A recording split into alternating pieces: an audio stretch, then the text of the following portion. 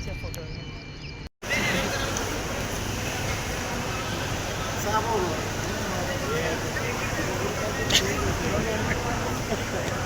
अरे అవన్నీ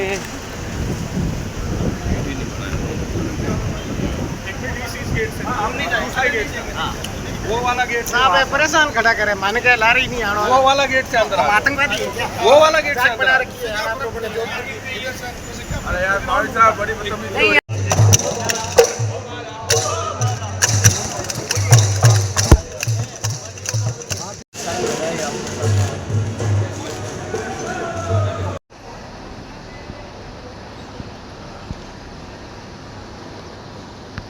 फोटो खींच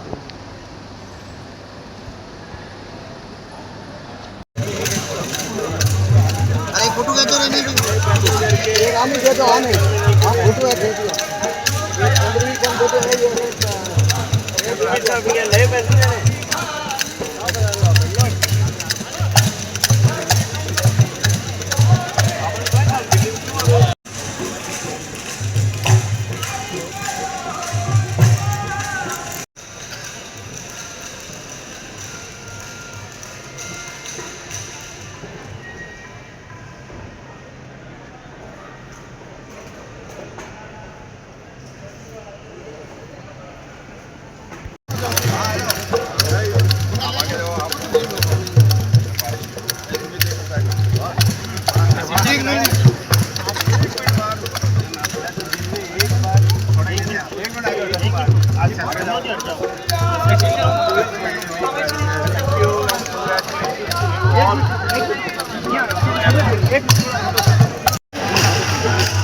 अरे यार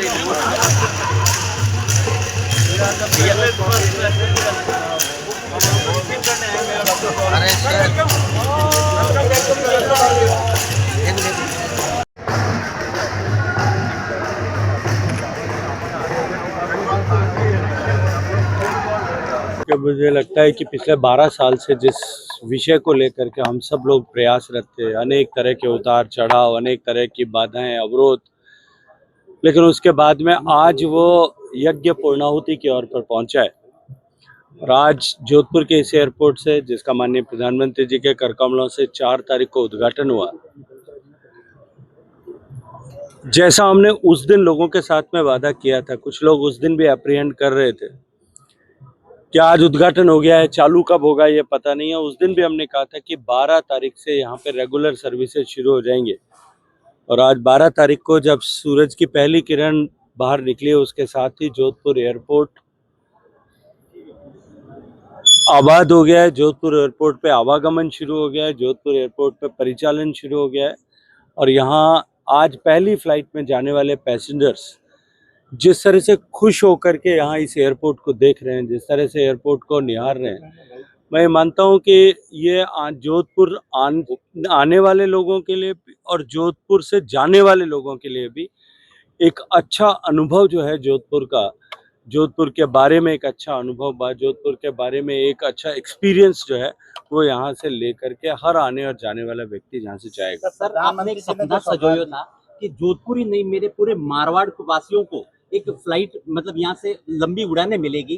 तो देखा जाए तो देखिए, जब मैं 2014 में सांसद बना था उसकी तुलना में आज जोधपुर एयरपोर्ट पे आने जाने वाले यात्रियों की संख्या, माननीय प्रधानमंत्री जी के नेतृत्व में देश ने जिस तरह से परिवर्तन को देखा है, जिस तरह से भारत की इकोनॉमी ने ग्रो किया है, आज वो यात्रियों की संख्या 10 गुना से ज़्यादा बढ़ गई है।